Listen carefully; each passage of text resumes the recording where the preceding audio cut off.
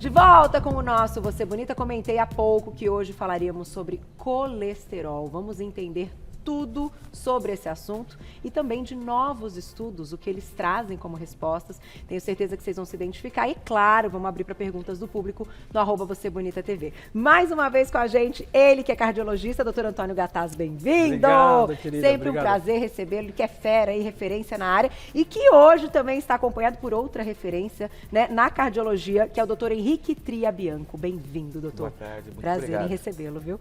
Doutor, Eu estava falando, diga. desculpa. Não, eu já faz tava falando do meu introdução. amigo Henrique, que meu amigo Henrique a gente estuda há muito tempo junto, vai nos congressos junto. Eu falei, ele é pequenininho, mas é um monstro da cardiologia. É um monstro da cardiologia. Não, e o mais legal é que já a gente vai falar desses novos estudos e a gente vai entender elementos muito importantes, porque até queria começar a nossa entrevista explicando para o público que o colesterol, ele é positivo, né? O nosso corpo fabrica, enfim, então vamos entender qual é, na verdade, o que ele faz ali, né? A função dele no organismo para a gente conseguir chegar nos problemas, né, doutor? Então, o Henrique estava falando.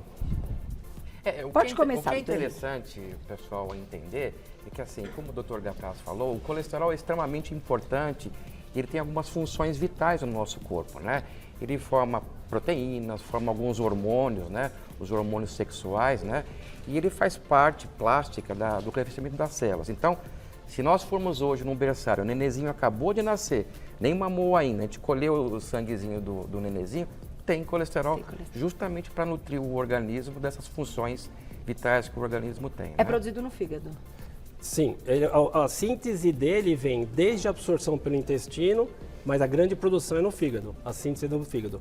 Aí, aproveitando o gancho do Henrique, eu tenho uma pacientezinha, hoje ela está com 21 anos, e ela aos 4 anos de idade tinha 300 de LDL de colesterol total, 220 de LDL.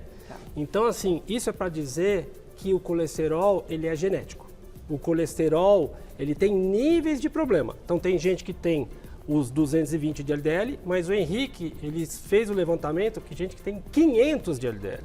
Uau! Doutor, fala um pouquinho então do levantamento. O que é já a gente fala importante dos para o números. seu público entender, Carol, é assim, o colesterol, classicamente, ele é uma gordura, né? Portanto, ele é insolúvel no sangue, no meio aquoso.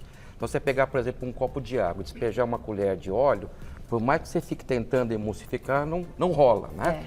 Então, a natureza, e eu chamo isso de Deus, né?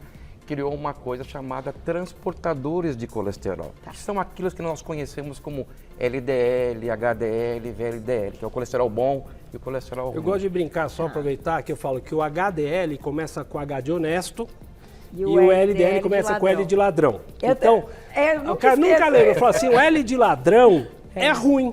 Então, eu não quero muito dele, que é aí que ele vai Eu colocar. puxo a sardinha pro meu lado, o H de Henrique, bom. Tá vendo? Agora O H de gostei. Henrique é o Pronto, vou mudar, Henrique, gostei. Mas, doutor, então explica pra gente como é que a gente vai relacionar com essa questão genética, pensando Então nos sim, números. só para dar continuidade, se você me permite, então, uma vez viabilizado esse transporte, eu tenho essa classificação dessas lipoproteínas. É de uma sigla em inglês que é em relação à densidade, né? Que é uma relação massa por volume. Então, HDL é uma densidade alta, LDL baixa e assim por diante. Uma vez feita essa viabilização do transporte, eu tenho que oferecer para os milhões de células hepáticas esse colesterol para suas funções hepáticas, né? E biológicas. Então, para isso existem transportadores que internalizam o colesterol e oferecem o colesterol para suas funções biológicas. O grande problema é que algumas crianças, já na fase embrionária, já têm um colesterol muito alto. Por deficiência, mutações, eu acho que não cabe aqui especificar muito isso. Mas essas crianças já nascem com colesterol 500, 600 e às vezes até muito mais do que isso. Isso coloca essas crianças, futuros adultos, num risco muito grande de eventos cardiovasculares, né? Ou seja, infarto, AVC e até morrer por conta disso, né? Nós chamamos essa entidade de hipercolesterolemia familiar. Nossa, esse nome completo a gente chama de HF, HF. que é mais fácil. Mas sabe o que eu gosto de fazer? Sempre que a gente faz check-up na clínica, eu tenho um videozinho que eu mostro essa artéria, essa placa. É um modelo de qualquer artéria do corpo. Tá. A gente nasce com a artéria limpinha, tá? A gente nasce com a artéria limpinha. Vou até fechar aqui para ficar melhor. A gente nasce com ela sem nenhuma obstrução. Com o passar dos anos, a gente vai formar uma sujeirinha na parede, que a gente chama de placa, Opa, Outra perdão. maior. Uma placa e a gente chega ao entupimento. Então, assim, o que não pode acontecer é uma pessoa de 42 anos, 27 anos no caso dos pacientes dele, até de 15, Uau. ter uma obstrução grave. Então, se o meu pai com 70 anos de idade teve uma obstrução dessa, é meio que na hora. Para o homem acima dos 55 já faz parte. Ok. Para a mulher acima dos 65 também já faz parte. Então, o problema do colesterol é que se ele está com esse distúrbio na sua produção, a pessoa vai ter aterosclerose, que chama isso, precoce. Muito antes da hora. Muito antes da hora. Então, assim, eu coloquei 42 anos pensando no homem, que o homem só tem que infartar depois de 55, 60. Mas, doutor, eu queria relacionar com uma questão, doutores, né? Importante quando a gente discute estilo de vida e hábitos de vida. Então, as pessoas que têm, por exemplo, essa característica dessa produção, né, aumentada, independente do estilo de vida que ela leve, esse quadro não vai se alterar? Sua pergunta foi maravilhosa. Fala aí. Eu acho que existem situações de agravos, né? A pessoa já tem uma doença grave, né? Ela é uma doença pouco diagnosticada porque realmente os médicos têm talvez dificuldade no entendimento. Mas se esse paciente ainda fumar, se ele tiver hipertensão, se for diabético, são situações de somação, né? Piora então, mesmo. pior ainda. Mas né? o que é legal, que eu acho que é mais a pergunta que a Carol falou, assim, se eu fizer uma dieta maravilhosa, eu tenho um paciente que é vegano e tem 400 de colesterol. Então, assim, o colesterol LDL não vem da alimentação. Não vem... Então, se você fizer uma dieta maravilhosa, se você baixar 5%, é muito. Isso que tem que entender. Quando eu tomo remédio de colesterol, a gente tem 7 classes de remédio de colesterol da mesma família, são as estatinas. Ok. Só que hoje em dia a gente usa praticamente 4. Uma delas é bastante famosa, chama simvastatina. A simvastatina de 10 miligramas baixa menos que 30% o LDL colesterol. Quer dizer, a mais fraca, baixa 30%, a dieta baixa 5%. Ou seja, não existe reduzir LDL colesterol mais que 30% se não for com remédio. O remédio E aí vem nesse uma caso, é questão necessário. que até depois eu trouxe uma imagenzinha. Aliás, eu ia trazer mais imagens, mas em 18 de dezembro eu mandei meu notebook para consertar. A empresa que mandou o motoboy pegou dia 18 de dezembro e levou, acho que para casa dele, que ele achou que era presente de Natal. Então eu perdi um monte de coisa e a empresa não se responsabiliza porque eu mandei o notebook e o boy todos os desapareceu. seus trabalhos Então eu tinha acabado de vir de um congresso, então perdi um monte de coisa. Uma imagem eu salvei, depois eu mostro para vocês. Mas eu acho que a Glaucia já está com ela, a gente vai colocar daqui a pouco, Então, inclusive dos números. Né? Porque o que acontece, até a gente dá aula para colegas médicos. E tem médico que dá o remédio de colesterol 2 meses e manda parar.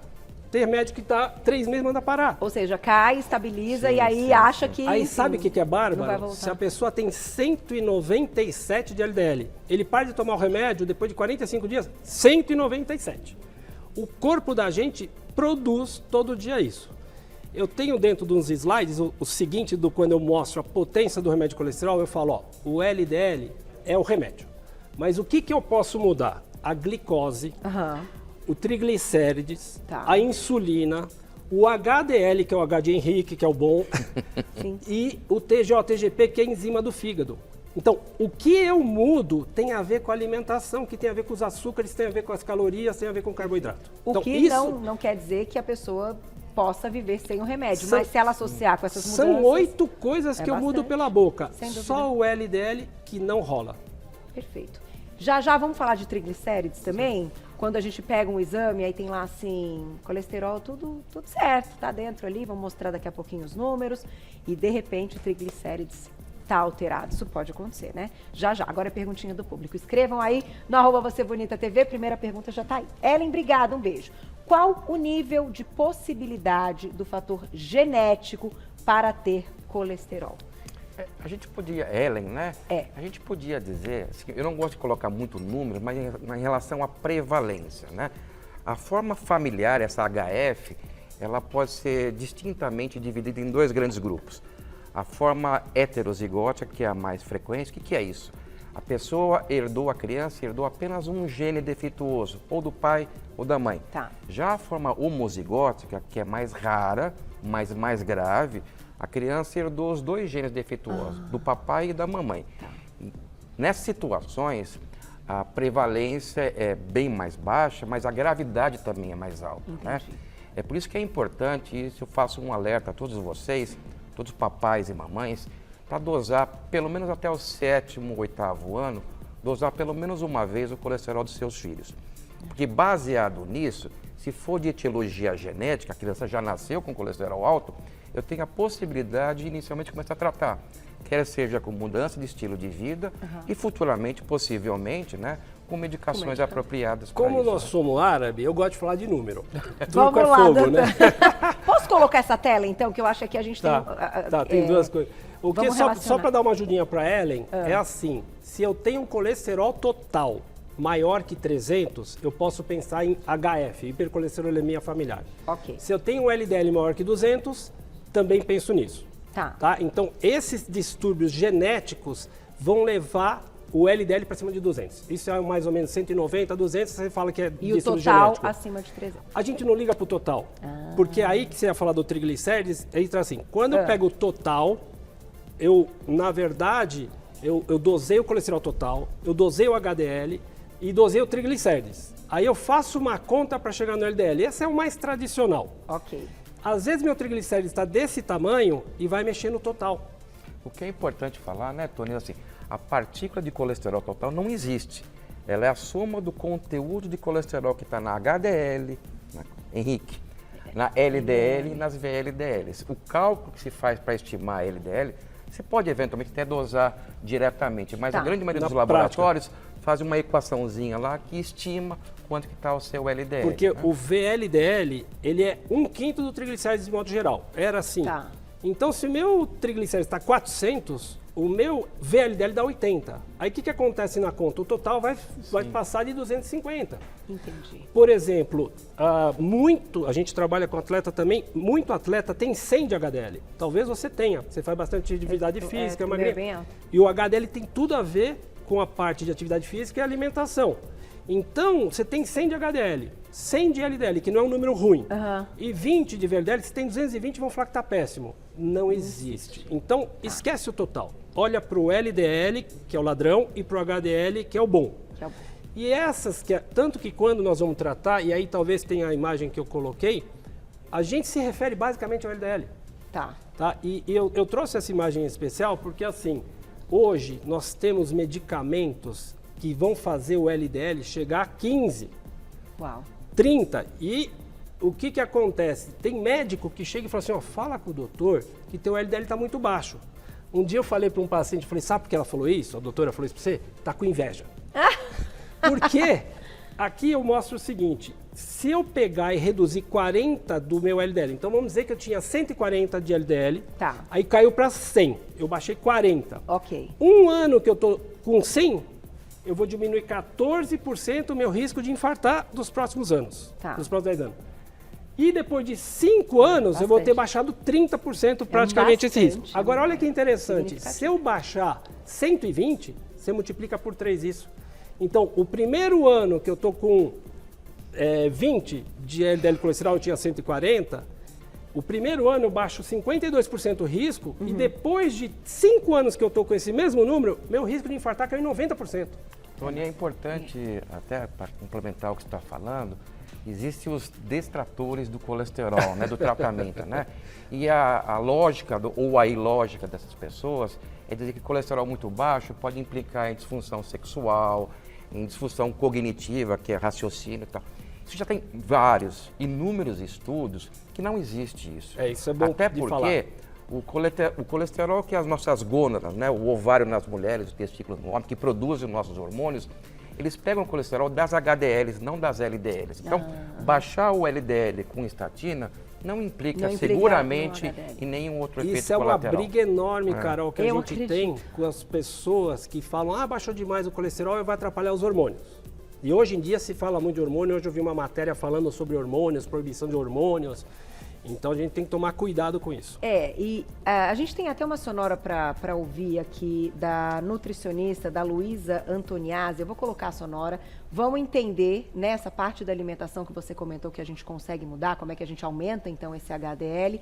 E também, eu acho que é uma pergunta muito pertinente, entender por que então há aí essa dificuldade, muitas vezes, de vocês médicos, quando indicam um medicamento, sabendo que ele é seguro e que ele vai ter benefícios das pessoas que precisam desse controle e que precisam tomar, né? Por que há, então, essa insegurança se a gente sabe que o remédio é muito seguro? Então, a gente vai discutir isso daqui a pouquinho também. Legal. Agora, vamos ouvir nossa nutricionista. Olá, eu sou a doutora Luísa Antoniazzi, eu sou nutricionista, tenho especialidade em cardiologia e especificamente em dislipidemias, as alterações das frações de colesterol que podem acontecer conosco. E quando essas alterações acontecem, é imprescindível que o tratamento inclua, além da medicação e do que mais for adequado para cada caso, as mudanças alimentares. Eu quero falar com vocês sobre os principais aspectos que devem estar incluídos nesses cuidados alimentares. O primeiro deles é a qualidade da gordura. Então, nós temos que evitar o excesso de gordura saturada, presente principalmente em produtos de origem animal, como carne, leite e derivados, de gordura trans, que está presente principalmente em produtos ultraprocessados, produzidos pela indústria de alimentos.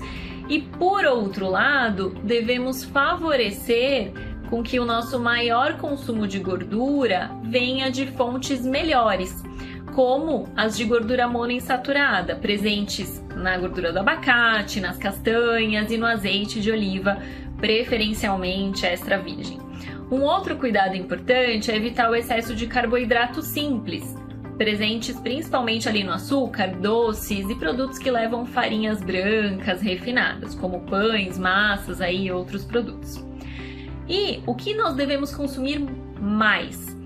Um aspecto importante é o consumo de fibras na nossa alimentação, que vai vir principalmente de frutas, legumes, verduras, leguminosas, que é o grupo dos feijões, grão de bico, lentilha e por aí vai.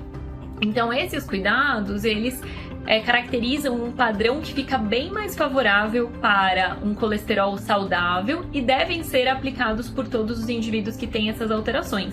E eu quero destacar aqui que, inclusive, as pessoas que têm alterações genéticas que levam ao aumento do colesterol se beneficiam dessas mudanças alimentares. Nós já temos uma comprovação de que essas mudanças alimentares elas são capazes de causar um efeito adicional junto com a medicação que esse indivíduo usa.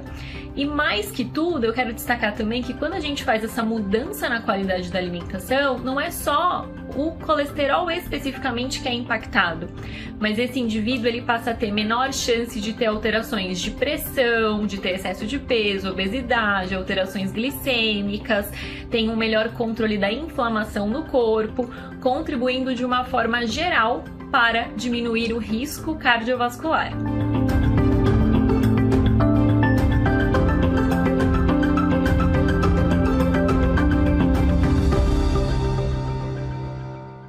Obrigada, doutora Luísa Antoniazzi, nutricionista, está sendo elogiada aqui pelo time. Parabéns, complementou né? muito bem Perfeito, tudo que falamos né? até o momento. E eu vou deixar o contato dela, @doutoraabreviado.luisaantoniazzi. Ficam 2 As juntos e 2 Es no final. Então, Luísa Antoniazzi, vocês já encontram o trabalho dela. Obrigada, viu? Adoramos as colocações. Vamos fazer o seguinte, colocar perguntinhas do público, que Glaucia já me disse durante o VT que tá bombando. Vamos lá, vamos uma atrás da outra agora. Obrigada, Ana, um beijo. É verdade que o uso das estatinas pode causar falta de memória ou demência? Vamos aproveitar e falar do medicamento. Ele acabou de falar. Ana, eu acho que eu até já falei previamente, não é essa a verdade, não é uma verdade isso. Existem já trabalhos bem consubstanciados que o uso de remédios, tanto as estatinas como outras novas drogas, não causam esse déficit de cognição. Seguramente não. Tem efeito colateral? Como todo remédio. Mas só que assim, a gente tem, por exemplo, o efeito colateral, um dos mais comuns chama mialgia, dor nos músculos. Mas é principalmente em regiões de raiz da coxa. Tá. E quando o médico dá uma amostra, tem 7 comprimidos. Para quê? Para que, se for dar o efeito colateral, dá em 3 dias. Entendi. E aí a gente troca de droga e sempre vai ter uma quinta. Sabe o que é importante, Tony e Carol? A gente, quando faz pesquisa clínica, a gente sempre está buscando resultados, né? Ou seja, tem aquela métrica que nós chamamos de benefício, contra Sem dúvida. um contrabalanço do malefício. Do malefício. E isso a gente calcula uma coisa chamada NNT, o número necessário para tratar. Eventualmente, como o Dr. Tony falou, existem algumas pessoas que vão ter efeitos colaterais. E a gente pode, obviamente, modular isso, trocando o remédio ou diminuindo a dose, em benefício de uma redução de mortalidade, Sem dúvida. das encrencas. O Né? benefício vai ser muito maior, pensando, né, no problema e também nas mudanças de hábitos que vão Sim, trazer claro. melhor qualidade de vida como um todo. Vamos para mais perguntinha, olha lá. Na tela, Manu, obrigada, um beijo. Ficar muitas horas sem comer pode aumentar o colesterol? Não, vamos para a próxima. Não. Não. Definitivamente não, né? Não, tá certo. É tipo um mito ou verdade essa, É, né? boa, Então, é ótimo. vamos para a próxima. Aí, Rosa, obrigada, um beijo. Na menopausa, 59 anos, fazendo Terapia de reposição hormonal. terapia de reposição hormonal. Colesterol e triglicérides estavam altos. Comecei a tomar rosuvastatina, isso? E depois simvastatina e ambos baixaram bem. Quais os níveis bons de colesterol e triglicérides para essa Então, fase da vida? Essa é uma pergunta importante que é assim, hoje eu estava com uma paciente no consultório e o LDL dela deu 104 e estava em vermelho pelo laboratório. Porque o laboratório diz que é 100 a referência para ela. Ou seja, cada indivíduo tem uma referência. Então, por Entendi. exemplo, se você não é fumante, não é obeso, não é diabético, menos que 130 de LDL está bom. O indivíduo que acabou de pôr um stent, menos de 50 é bom. Entendi. Então a pergunta dela é assim, tem que calcular o risco dela. De modo geral, menos que 100 seria um bom número. Tá. E o triglicérides menos de 150. Mas como a própria nutricionista falou, triglicérides, glicose, carboidrato é pela boca. É modificado. E LDL, remédio. Tá certo. Não dá mais tempo, Glaucia? Ai, Não Glaucia aguento. disse que não dá, estouramos tudo. Ela falou que ia dar tchau com um beijinho. Aí, né? ó, Lê, você mandou beijinho pra ele, Já Lê? mandou, Ah lá, já mandou. mandou beijinho. Já mandou ela. Gentileza, né? Ela é uma fofa. A Lê Obrigado. mandou beijinho pra ele. Mandou. beijinho. A gente combinou. Olha, tem que agradecer e convidar, claro, vocês voltam então Com dessa certeza, aula. claro. Chegaram muitas perguntas, né, Glaucia? A gente vai selecionar depois todas as Você nos perguntas. deixa e a gente muito à coloca- vontade. Você é Imagina, maravilhosa. você é uma Você é delícia maravilhosa poder mesmo, entrevistar viu? referências Parabéns na pela área, sua né, gente? conduta. Obrigado, Imagina, você obrigada, é eu que maravilhosa. agradeço. Voltem, porque certeza. esse Muito assunto obrigado. é muito importante e esse bate-papo, fazer o seu check-up, a gente não deixa pra lá, né? Aproveita o começo do ano, que eu acho que é um grande inspirador É isso para aí. esse tipo de assunto. Então eu vou deixar aqui para vocês o agradecimento do doutor Antônio Gataz, é o @cardiogataz com 2 T's e o S no final, tá? E eu vou deixar um contato então do doutor Henrique Tria Bianco, que também é cardiologista, que é o contato @ahfcolesterol.org. Essa é uma associação, Carol, é a Associação da Hipercolesterolemia Familiar. É uma associação de pacientes cujo eu tenho a honra de presidir, tá? É um contato institucional. Puxa, que bacana. Então eu vou deixar aqui para todo mundo Por o favor. contato @ahfcolesterol.org e mandem mensagens aí. Claro que eles voltam. Adorei a aula. Até a próxima, gente. Muito Obrigado, obrigada, obrigado. viu? Obrigada pelas informações. Até a próxima.